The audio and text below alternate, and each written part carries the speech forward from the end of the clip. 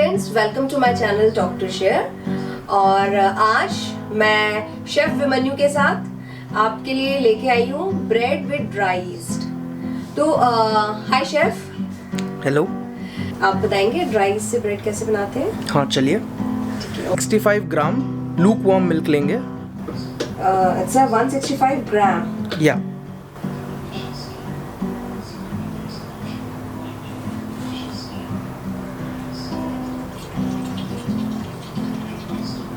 फिर इसमें हम लोग 15 ग्राम शुगर या फिर 1 टेबल स्पून शुगर मिक्स कर देंगे।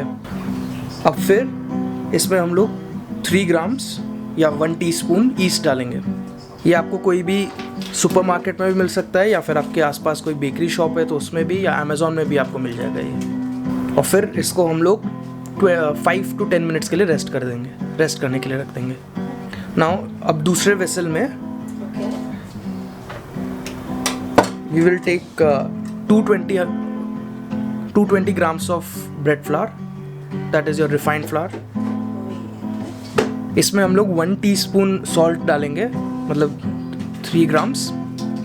फिर इसमें हम लोग 1 टेबल स्पून मिल्क पाउडर डालेंगे। Now we will just mix it all together. अब हम इसमें जो ईस्ट हम लोग ने पहले प्रूफ करने के लिए रखा था, अब वो हम लोग इसमें पूरा डाल देंगे। अब इसको अच्छे से मिक्स कर लीजिए जिससे कि पूरा मतलब सारा डो बेसिकली अच्छे से कंबाइन हो जाए and it all comes together.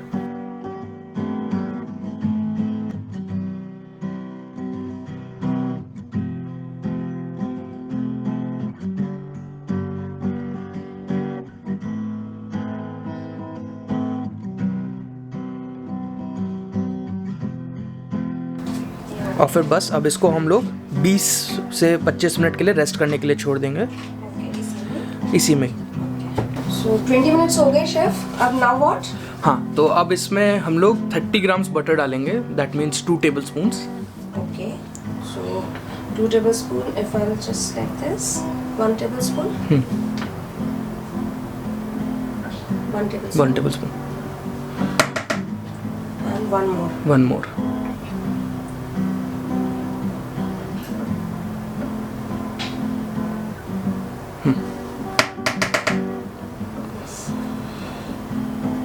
अब इसको आप मिक्स कर लीजिए अच्छे से।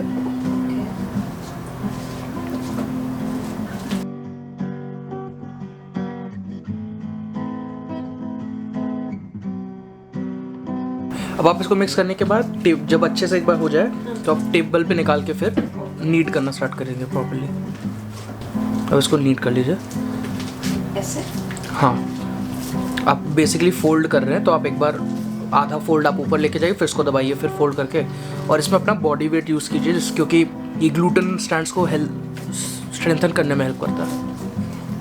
इसको आप तब तक नीड करेंगे जब तक ये डो एकदम सॉफ्ट और स्मूथ नहीं हो जाए। चिपक तो बिल्कुल भी नहीं रहा शेफ ये।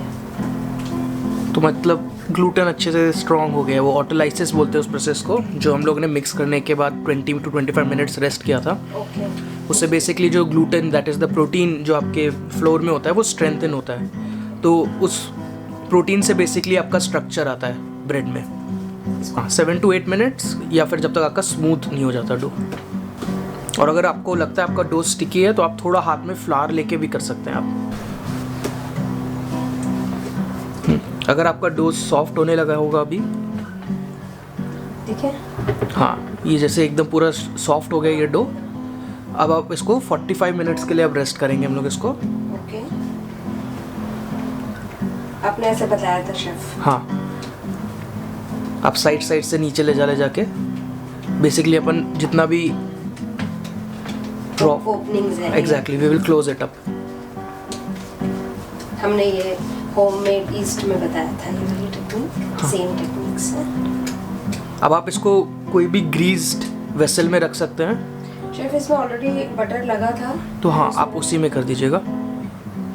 अब इसको हम लोग एक गीले कपड़े से इसको ढक देंगे। ओके, डैम्प होना चाहिए, एकदम भी गीला नहीं। और फिर से 45 मिनट्स के लिए इसको रेस्ट करेंगे हम लोग। फिर से आप इसको माइक्रोवेव में रख के छोड़ दीजिएगा। ठीक है।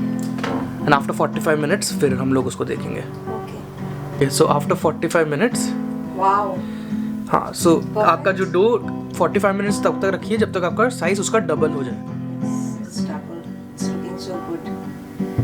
अभी अब हम लोग इसकी जो ट्रे में जिसमें हम लोग इसको बेक करेंगे, हम लोग उसको ग्रीस करके रख लेंगे। बटर से, हाँ, बटर भी या oil, either is fine.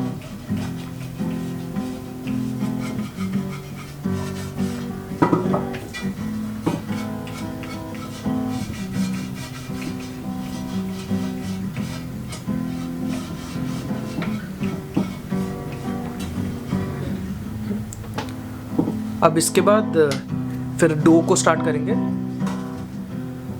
Dough को फिर से आप निकाल के वर्क टेबल पे रख लीजिएगा। आप इसको अब अपनी जो वर्क सरफेस है उसको पहले एक बार थोड़ा डस्ट कर लीजिएगा फ्लावर से, जिससे कि जो डो हम लोग उस पर अगर रखेंगे तो वो चिपके ना। like this. हाँ, बस अब इसको हल्का सा फैला लीजिएगा, जिससे वो स्टिकीनेस नहीं रहेगी उसकी डो की उसमें। उसके बाद उस पर निकाल लीजिएगा उसको।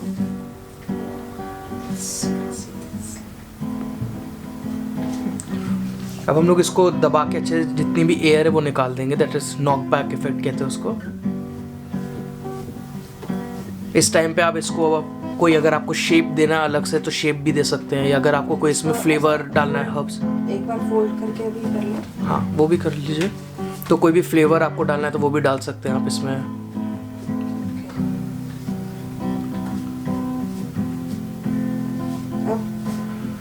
अब आप इसको एक बार, अब चाहे तो आप बेलन से अच्छे से एक बार रोल कर लीजिएगा, जिससे कि एकदम वो फ्लैट हो जाए।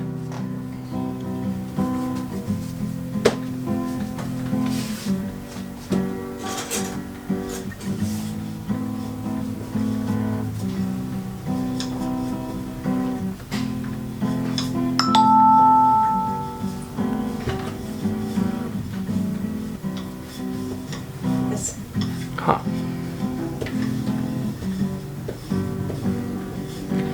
अभी हम लोग इसको उससे इतना फ्लैट करें कि जितना हमारा जो ट्रे हम लोग ने ग्रीस करी है उसके अंदर वो अच्छे से आ जाए।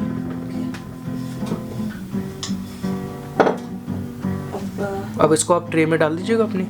इसको फोल्ड करके, हाँ, फोल्ड करके एक बार पिंच कर दीजिए, जिससे कि वो कोई ओपनिंग्स ना रहे। like this.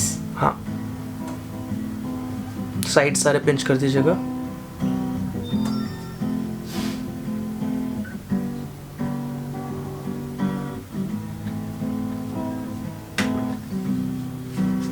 उसको हल्का सा एक बार रोल करके आप वापस अपने उसमें ट्रे पे डाल दीजिएगा। एंड जो पार्ट हमने पिंच किया वो नीचे रखिएगा, जिससे कि वो ऊपर जो क्रस्ट आपकी रहेगी वो स्मूथ रहेगी।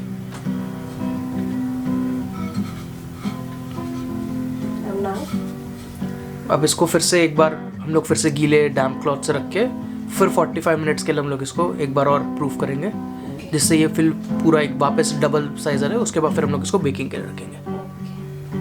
So now we have brought the bread out after 45 minutes. As you can see, it has risen up very much. You can see, wow, it's looking so good. And now we will put it in for baking. So we'll put milk on it. Yeah, we'll apply milk on it just before baking.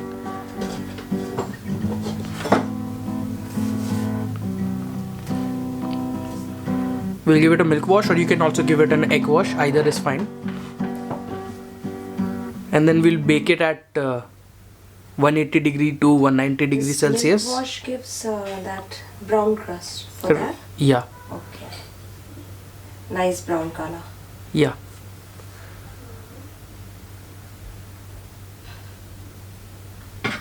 That's it. Yeah. So now we will.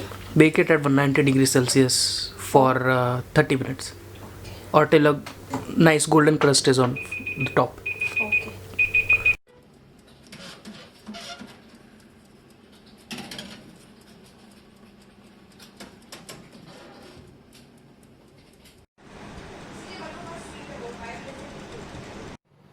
So now we'll cut it like this. Yeah.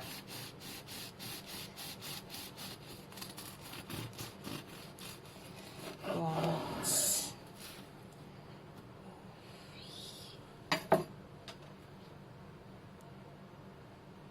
So I'll make the slices, just show it.